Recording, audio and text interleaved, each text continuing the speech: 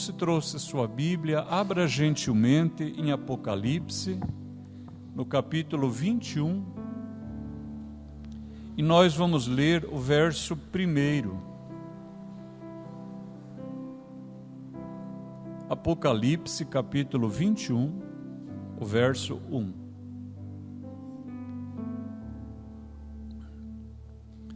O texto diz assim: Vi novo céu e nova terra, pois o primeiro céu e a primeira terra passaram, e o mar já não existe. Amém. Irmãos, eu tenho chamado a atenção da igreja, e quando eu repito, não é porque eu esqueci que já falei. Eu, de memória, não sofro, irmãos.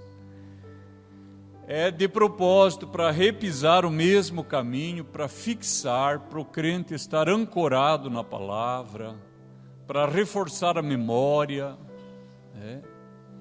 Então, eu tenho dito aos irmãos, e é certo, quem tiver curiosidade, em algum momento falar: pastor, me mostre isso particularmente, eu vou te mostrar sem problema nenhum.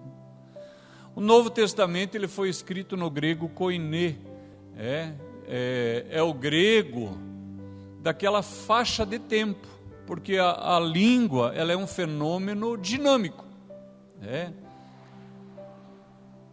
Talvez os jovens ainda digam, nem caiu a ficha ainda, talvez eles falem isso, nem sei se ainda falam, mas muitos não sabem o que isso significa. Mas para nós fazia sentido, os mais experientes têm um sentido. Porque você ligava e quando o outro lado atendia, caía a ficha. Enquanto isso não acontecia, você não falava com ninguém. Então, a língua, ela tem particularidades. E o grego, daquele tempo, ali de Cristo, da igreja primitiva, ele tem particularidades e é chamado de grego koiné. E esse grego, ele usa duas expressões. Ele usa a palavra neos e a palavra kainos. As duas significam novo.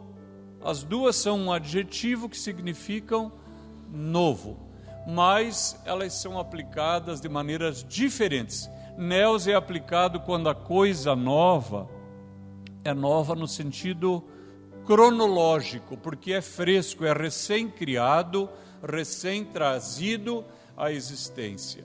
E eu disse aos irmãos, quando o Senhor Jesus, lá em Mateus 9,17, refere ao vinho novo, ele está falando do vinho recém-produzido. Então o Senhor Jesus usa a palavra neos. Mas quando o apóstolo Paulo, em 2 Coríntios 5,17, escreve, assim que se alguém está em Cristo, nova criatura é, as coisas velhas já passaram e tudo se fez novo. Então ali é usada a palavra kainos. Por quê? Porque a gente conhece aquele indivíduo. Ele tem o mesmo nome, continua filho da mesma mãe, eventualmente mora no mesmo endereço, mas dependendo da vida que a pessoa levava, alguém diz, você está irreconhecível. E ele dirá, é porque Cristo me fez uma nova criatura. As coisas velhas já passaram. Aqui olhando para mim, há pessoas que se desse o testemunho, alguém ficaria assustado, porque andava completamente longe do caminho, e hoje está no caminho, é uma nova criatura. Então é kainos, é esse adjetivo que é usado. E quando o texto diz, vi novo céu e nova terra, está falando dessa perspectiva. Há muitos teólogos, irmãos, e há muitos intérpretes que dizem que não, que toda a terra ela será destruída, nada disso mais existirá, mas aí eles entram com um problema que eu já vou comentar daqui a pouco. Agora, o que fica, irmãos, é que nós estamos caminhando para um lugar maravilhoso, todo restaurado, regenerado, todo feito novo, na sua qualidade, no seu caráter, por causa da obra de Deus. E diz assim no versículo 5, aquele que está sentado no trono diz: eis que faço novas todas as coisas. Então, esse agir de Deus glorifica o nome de Deus, porque só Ele tem o poder de transformar toda esta criação numa nova criação e transformar o ser humano numa nova criatura.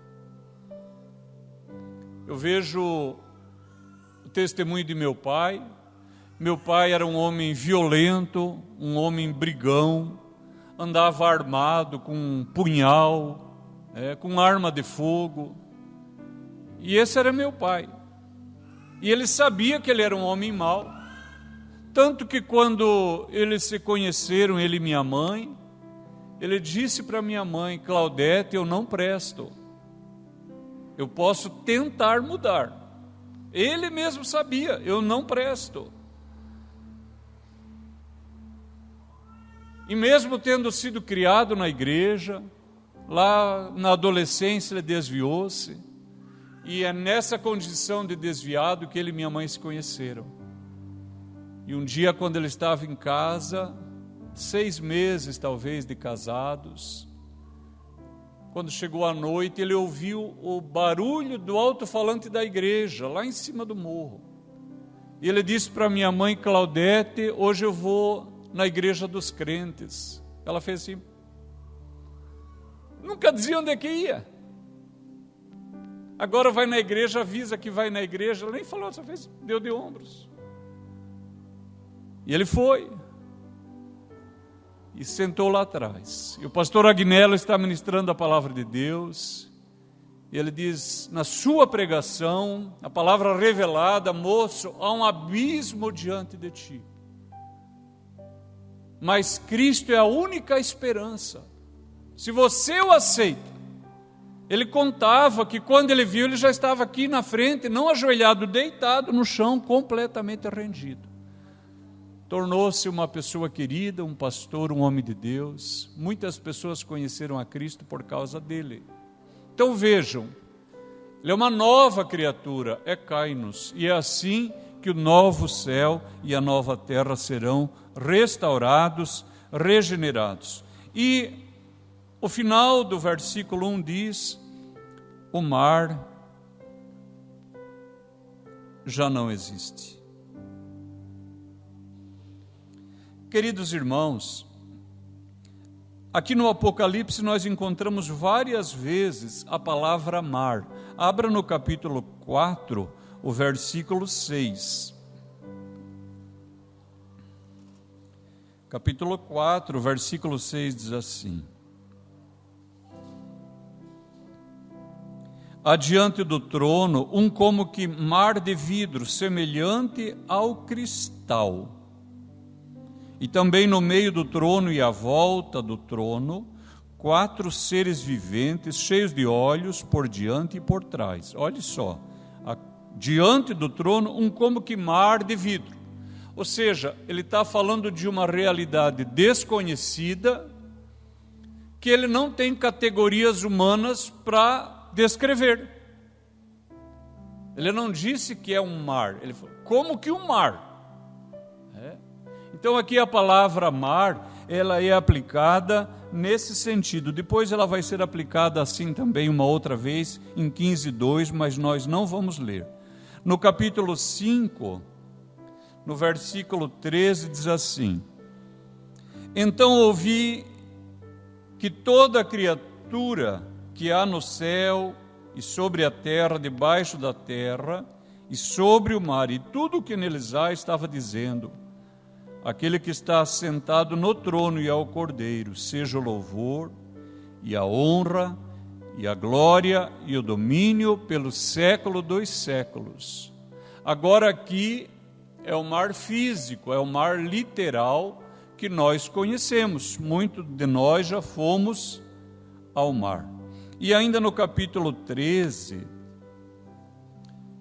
agora a ideia de mar e depois de águas, ela tem um sentido figurado, tá bem? O mar físico aparece diversas vezes, talvez umas 8, 10 vezes.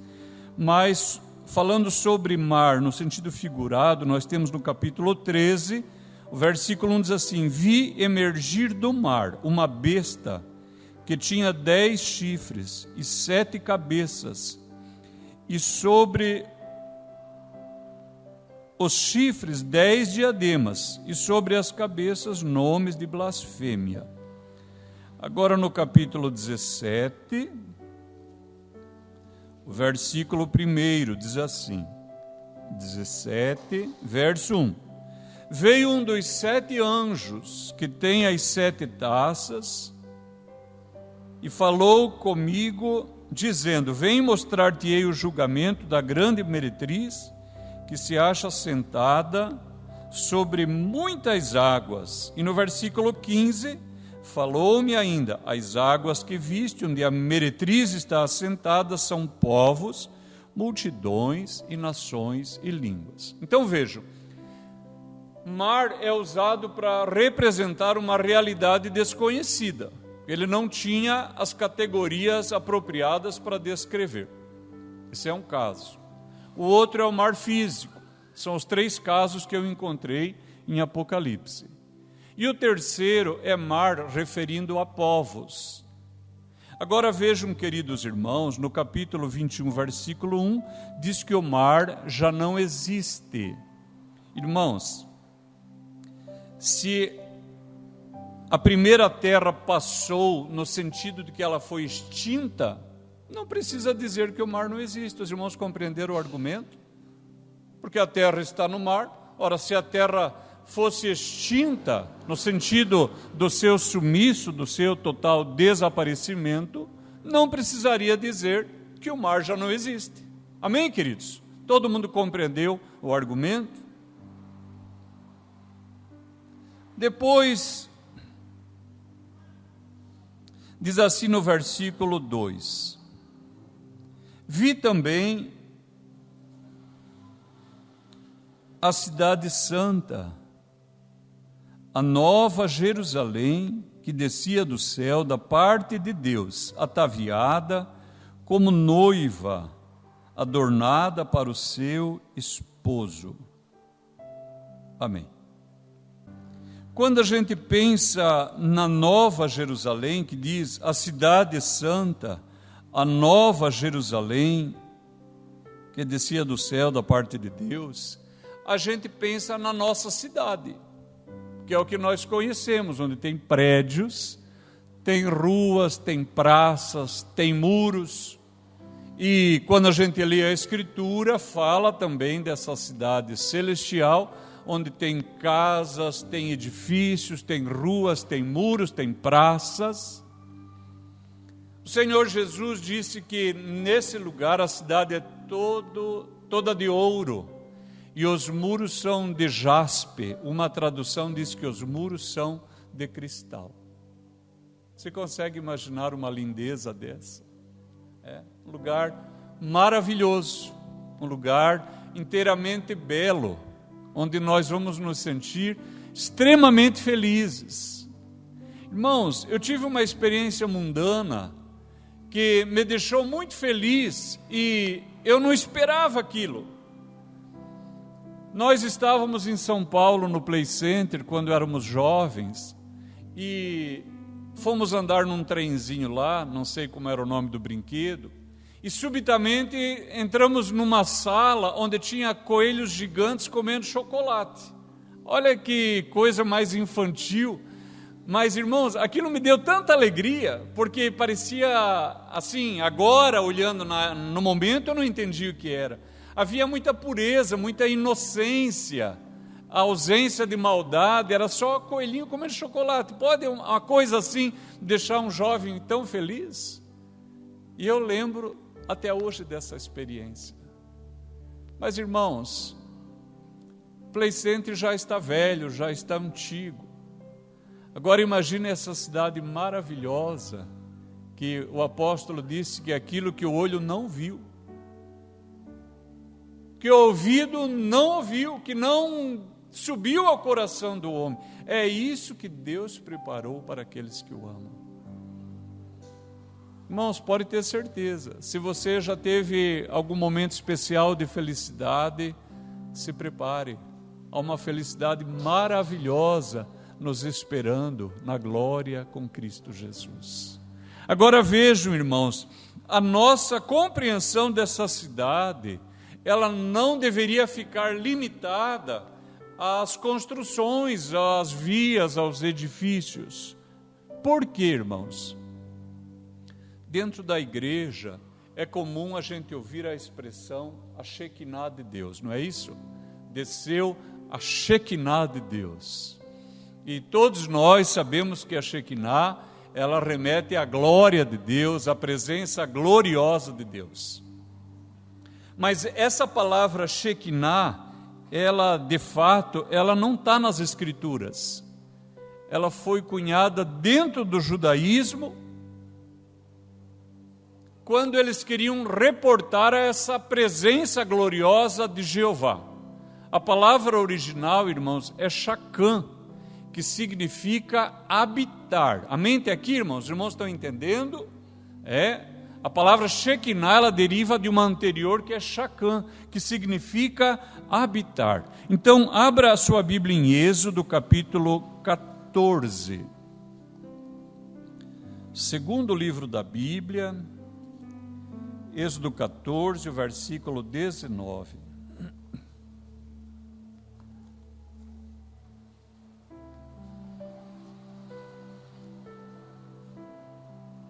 Diz assim: então o anjo de Deus, que ia diante do exército de Israel, se retirou e passou para trás dele. Também a coluna de nuvem se retirou de diante deles e se pôs atrás deles, e ia entre o campo dos egípcios e o campo de Israel. A nuvem era escuridão para aqueles, e para este esclarecia a noite, de maneira que em toda a noite estes e aqueles não puderam aproximar-se. Olhe só, o Egito, que agora havia em Israel um inimigo, perseguiu, mas o anjo do Senhor, você viu, e também a coluna de nuvem, ela saiu de diante, porque ia guiando o povo, e veio para trás do povo, e ficou entre Israel e os egípcios. Então eles não conseguiam chegar. Irmãos, no tempo que nós moramos na Argentina, eu lembro disso especialmente na segunda vez, havia um controle muito grande de documento, muito grande mesmo, e para estrangeiro ficava ainda pior. E a irmã Zenaide, e eu acho que a irmã Zilnete também, daquele grupo Dedos de Davi, a maioria dos irmãos conhece e aprendeu a amar pela beleza do ministério que eles têm. Eles estavam vindo da cidade de Resistência para Barranqueiras, de ônibus, é uma cidade perto da outra, atravessa uma ponte. E quando elas estavam no ônibus, de repente entrou a polícia. Irmãos, quando nós moramos lá, era muito assustador a polícia chegar, porque eles vinham com a metralhadora assim. Eu lembro que parava a Kombi de nosso pai, e o gendarme vinha, às vezes o cano ficava assim balançando perto do retrovisor, perto do vidro, era normal isso aí, irmãos. E para nós aquilo era assustador, né? Aqui quem esteve no Paraguai já deve ter visto lá de guarda das lojas o sujeito com uma 12, com uma arma pesada ali, que a gente não está acostumado com isso. E a polícia entra no ônibus onde estão as duas irmãs e elas rápido procuram o documento, esqueceram o documento. E elas oraram: ó Senhor, nos cobre. Irmãos, o guarda veio pedindo documento de um por um, não viu as duas. Passou reto. Os irmãos entendem o que é a Shekinah de Deus, a glória de Deus, ela cumpre várias funções, tem vários propósitos que nós podemos ver na Escritura. Abra ainda no capítulo 40, nós estamos em Êxodo.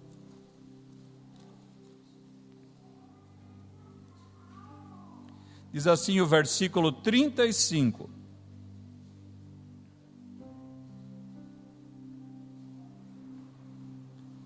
Moisés não podia entrar na tenda da congregação, porque a nuvem permanecia sobre ela, e a glória do Senhor enchia o tabernáculo. Amém, queridos? Essa é a Shekinah.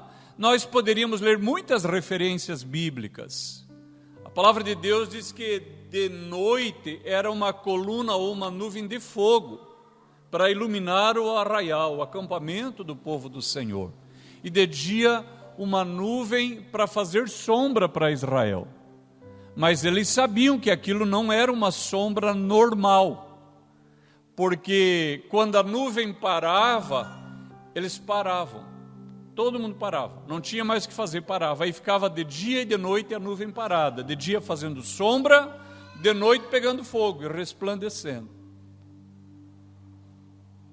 Depois que ficavam semanas num lugar, eles notavam que a nuvem começava a se mexer, aí desmonta o acampamento, desmonta o tabernáculo, e Moisés dizia: volta, Senhor, sobre milhares do teu povo.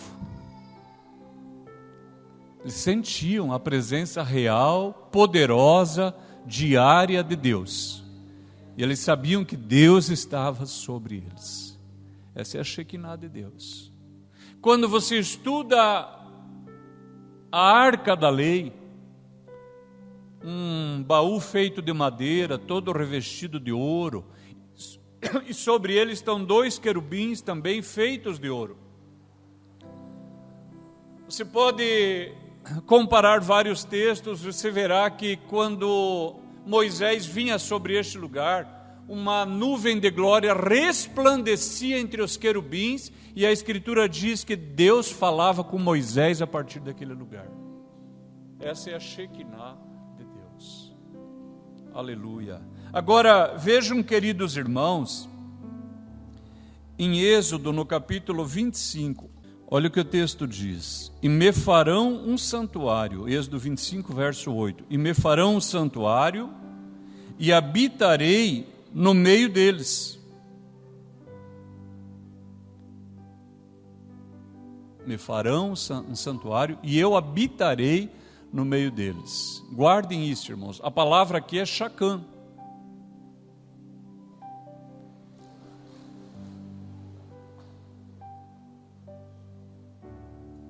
Queridos irmãos, quando a gente diz que percebeu a Shekinah, o que nós estamos dizendo de fato é que nós sentimos Deus habitando no nosso meio. Aleluia. Que Deus possa habitar entre nós. Que Deus possa habitar em nós. Que Ele possa habitar na nossa casa, na nossa empresa, nos nossos filhos, quando estamos dirigindo. Porque isso é a Shekinah, essa é a presença da glória. Você sente Deus habitando com você, na sua casa, na sua família. Em João, no capítulo 14, João 14, o versículo 23 diz assim: respondeu Jesus: se alguém me ama, guardará a minha palavra. Meu Pai o amará, e viremos para ele e faremos nele morada. Essa é a glória de Deus. Irmãos, nós não precisamos falar Shekinah. Nós temos em português uma maneira suficiente de expressar a mesma ideia. É a habitação da glória de Deus. Irmãos, quando a pessoa diz assim: eu não leio a Bíblia porque eu não tenho tempo, não é verdade. Não lê a Bíblia porque está faltando amor. Porque o Senhor Jesus diz: se alguém me ama, guardará a minha palavra. Eu não leio a Bíblia porque eu não entendo. Não é verdade. Não lê porque não ama. Porque se amar, vai começar a ler. Vai ler. Irmãos, eu estava pregando uma vez numa congregação de Rio Vermelho, lá em Santa Catarina. Eu tinha sido convidado para ser o ministro da noite, estavam os obreiros atrás. E eu dei o testemunho de uma pessoa que começou a ler, lendo a Bíblia, que não sabia ler, mas começou a lidar e aprendeu a ler lendo a Bíblia. E quando eu falava isso para a igreja, o dirigente falou: aconteceu isso comigo. Eu pergunto, ele entendia alguma coisa? Ele não sabia nem ler, mas amava tanto, sabia que era a palavra de Deus. Começou a ler. E agora era o ministro daquela igreja. Se alguém me ama, guardará minha palavra. Meu Pai o amará. E viremos, os dois, os três. Viu o verbo aqui de vai para o plural? Viremos nós. Viremos e faremos nele o quê? Morada. Faremos nele a Shekinah. Virá sobre ele a habitação da glória de Deus. A nuvem de Deus repousará sobre ele. Aleluia. Incline sua cabeça um instante. Aleluia. Ó Deus, habita em nós. Habita nesta igreja, Senhor. Habita nas famílias que congregam aqui. Ó Senhor, venha a tua glória, a nuvem da tua glória sobre a nossa vida, sobre o nosso casamento, sobre a empresa onde trabalhamos, aonde nós estivermos. Que ali esteja a presença da tua glória, nós pedimos em nome de Cristo. Amém e amém. Agora, em Efésios, no capítulo 2, o apóstolo Paulo, ele escreve assim, Efésios capítulo 2, o versículo 22, no qual também vós juntamente estáis sendo edificados, para quê? Para a morada de Deus no Espírito. Olha que lindeza. Isso, irmãos, é uma ideia que percorre toda a Escritura. Você viu lá no início, o Senhor diz: farão um santuário e eu habitarei no meio deles. E eles serão o meu povo e eu serei o seu Deus. E aí o Senhor Jesus vem e diz: se alguém me ama, guardará a minha palavra, meu Pai o amará. É lindo demais isso. Meu Pai o amará. E viremos para ele e faremos nele morada. E aqui o apóstolo escreve que nós estamos sendo edificados para a morada de Deus no Espírito. Aleluia. E ainda 1 Coríntios capítulo 6, versículo 19. Acaso não sabeis que o vosso corpo é santuário do Espírito Santo? Uma tradução diferente traz templo, é isso?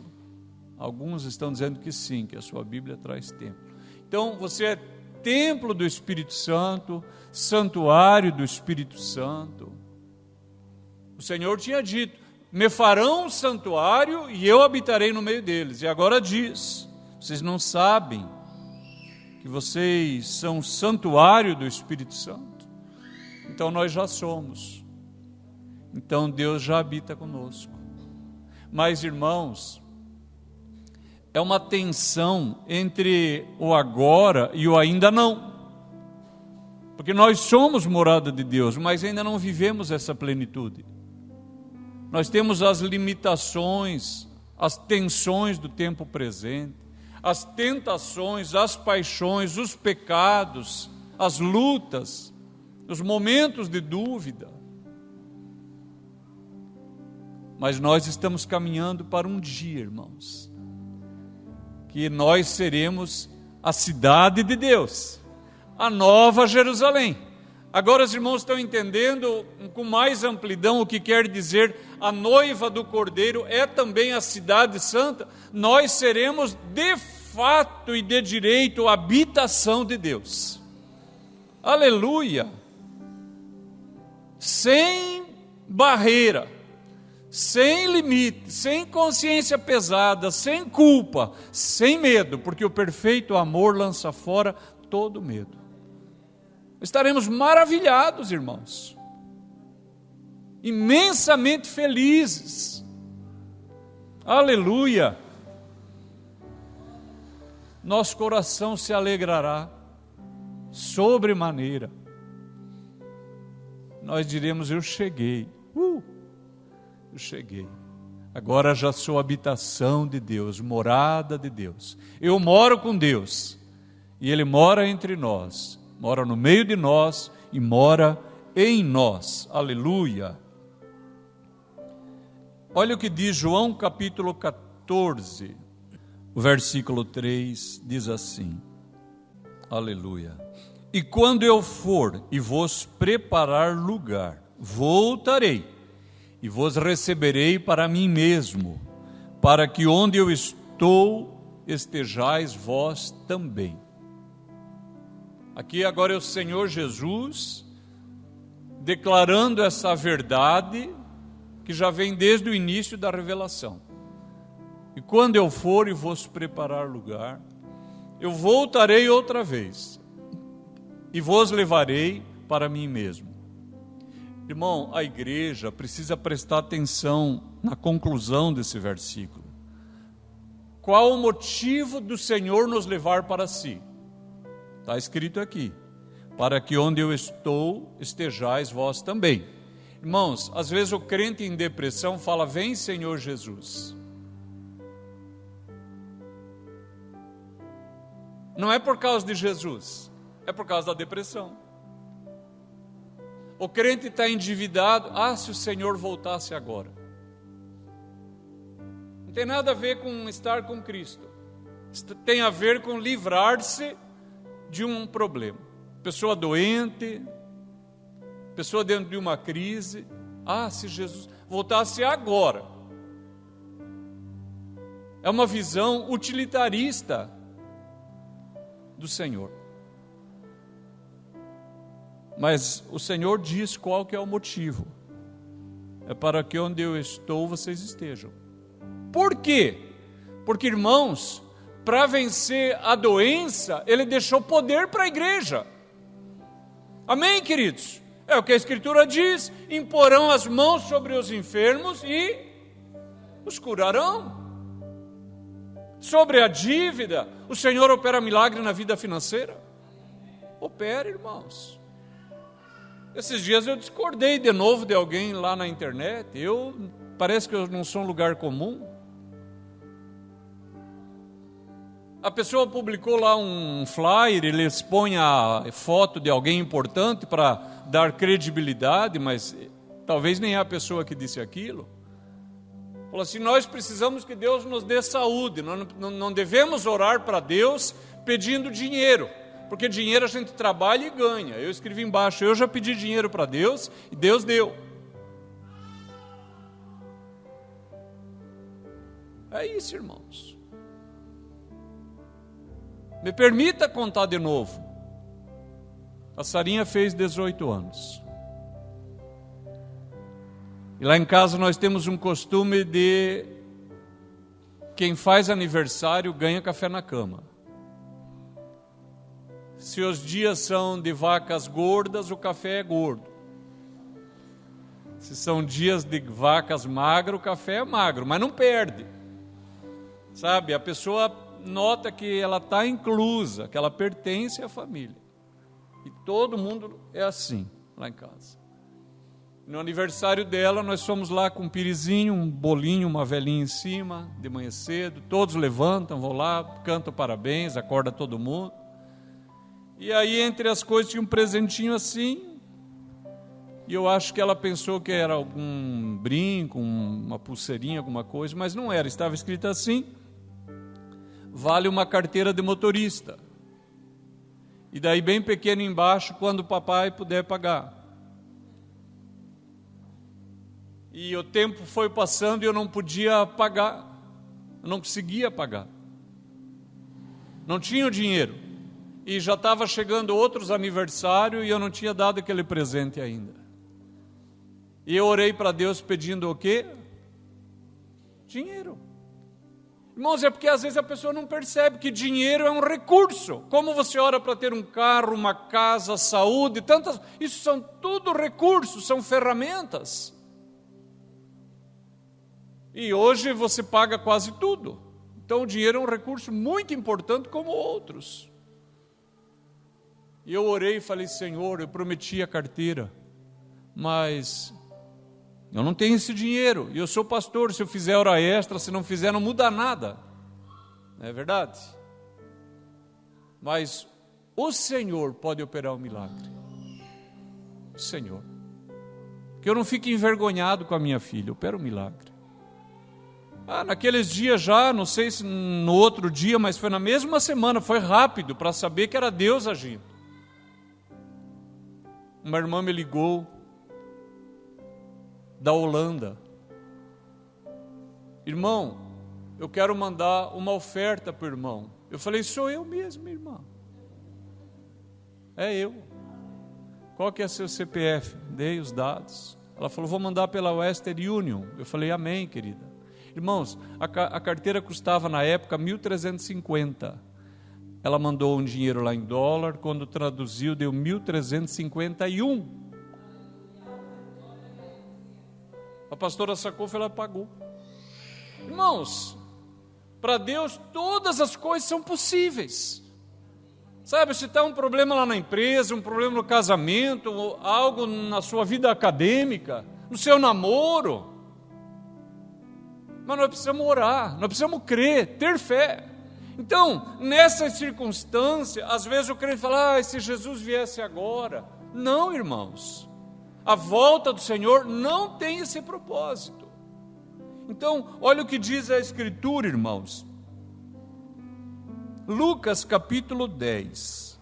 Nós estamos em João, volte para Lucas capítulo 10.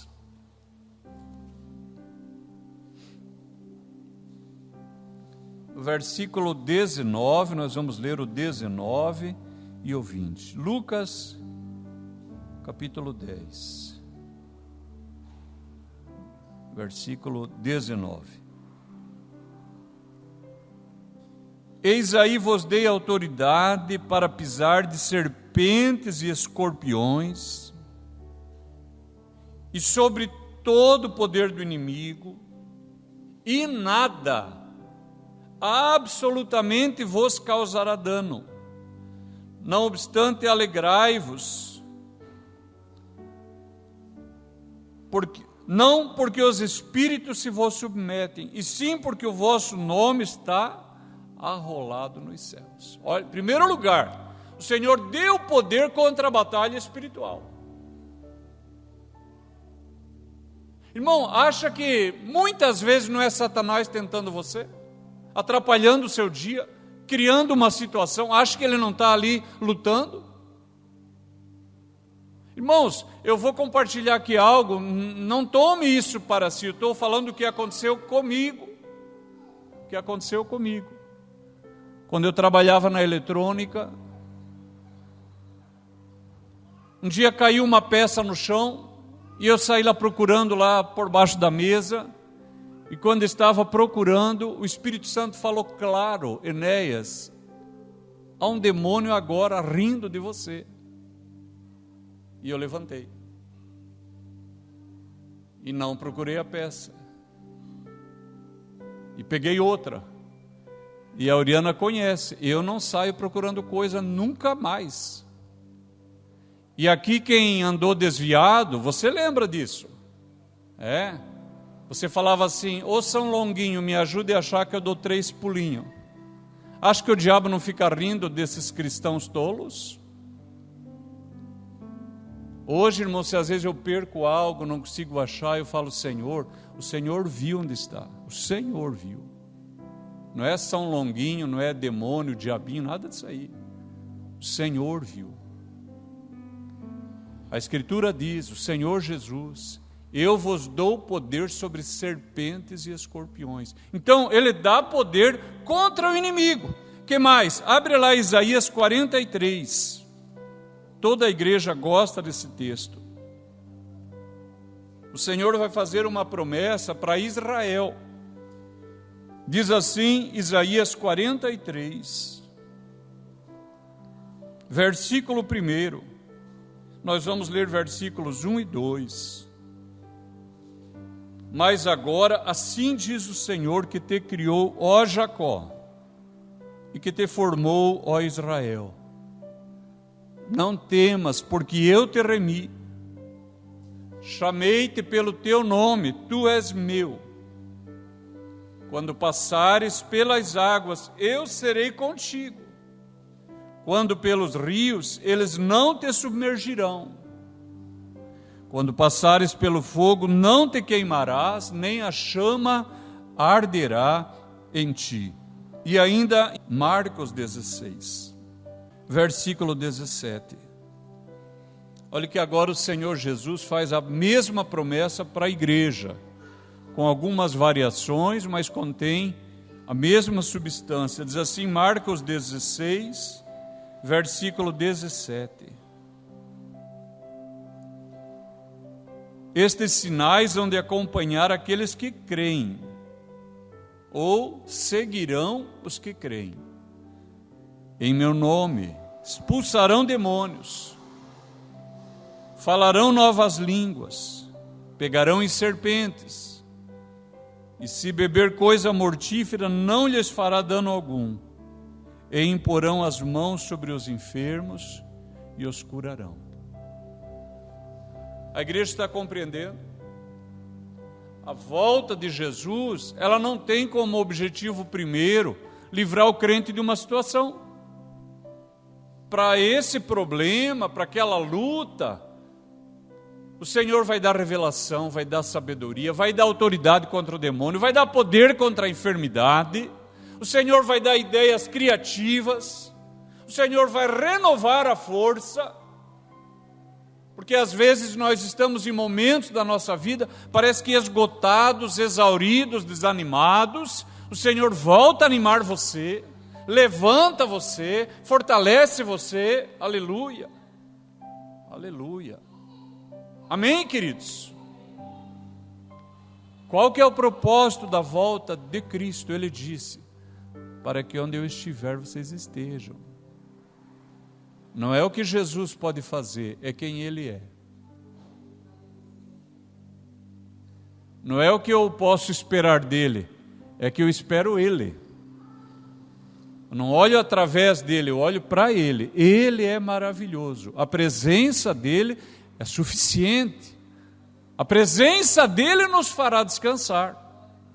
É a presença dEle que trará satisfação ao seu coração, alegria de fato.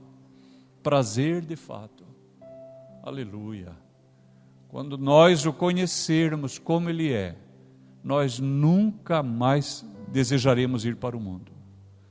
Os crentes que já o conheceram, já nada mais importa. Aqui na igreja havia uma irmã muito doente, e ela era de um outro ministério, mas regularmente vinha aqui porque o filho é desta igreja. Ela sofreu muitos anos fazendo hemodiálise, mas ela sempre dizia, eu gostaria de ser curada, mas se sendo curada eu me desviasse, eu prefiro ficar doente.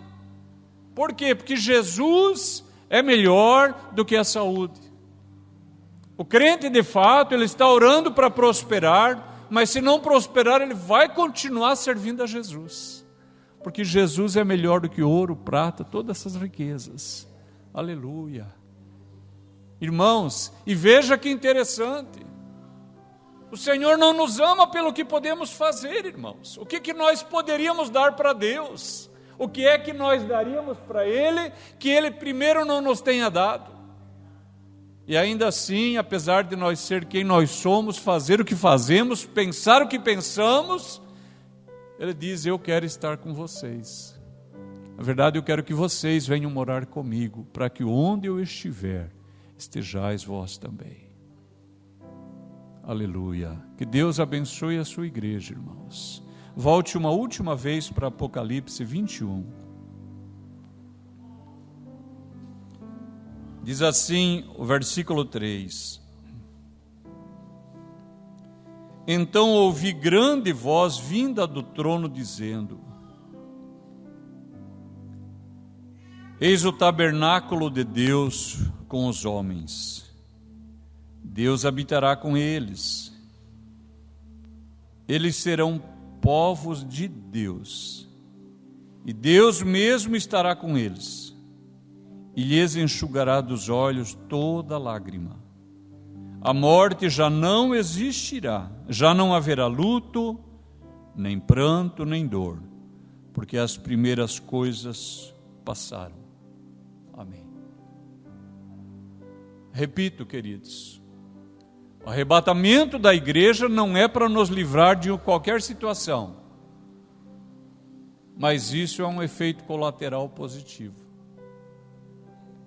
Aleluia. Nós estaremos para sempre com o Senhor. Ele enxugará dos olhos toda lágrima. Você já deve ter chorado por algum motivo, ou na frente de alguém, ou escondido. Você já chorou por algo, alguém envergonhou você, alguém traiu, alguém afrontou você. Você precisou se despedir de alguém que você amava, sepultar alguém querido. Você já viu alguém doente na sua casa, não conseguiu resolver. O Senhor enxugará dos olhos toda lágrima. Não haverá mais dor nem sofrimento. Queridos irmãos, esta palavra ela mostra o controle de Deus sobre todas as coisas. Deus tem o poder de renovar, de restaurar, de restituir. Aleluia. Deus tem esse poder de fazer novas todas as coisas. Quem sabe alguém aqui enfermo, uma doença que o médico disse que não tem jeito, que não tem cura, mas o Senhor, Ele tem o poder, porque Ele pode fazer novas todas as coisas. Aleluia. Irmão, não pare na caminhada, não pare na sua jornada. Todas as coisas que vemos passarão. Nós estamos caminhando, irmãos, de uma cidade transitória, que é a cidade dos homens, para uma cidade celestial. Quando chegar lá, me procure, eu vou estar lá. Vamos orar. Nós adoramos o Teu nome porque é maravilhoso. A Tua palavra, Senhor, ela é verdadeira e é fiel. Aleluia. Ó Deus, olhe aqui para o meu irmão, minha irmã. Olhe para a nossa casa, a nossa família. Ó Deus, pessoas que estão aqui endividadas, pessoas que estão com problemas financeiros, problemas no casamento, na família. Ó Deus, o Senhor deixou poder para a igreja vencer.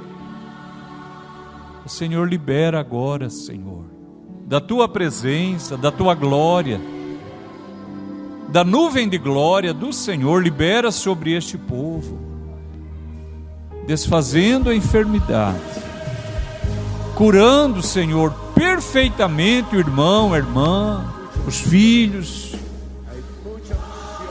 Ó Deus, a obra do maligno, Pai, querendo trazer prejuízo, tristeza, derrota, nós repreendemos no nome do Senhor Jesus. Ó Deus, as paixões deste tempo, as tentações, ó Deus, há do Teu poder em nós para vencer. Aviva a Tua presença em nós. Aviva, Senhor, que nada nos separe do amor de Cristo.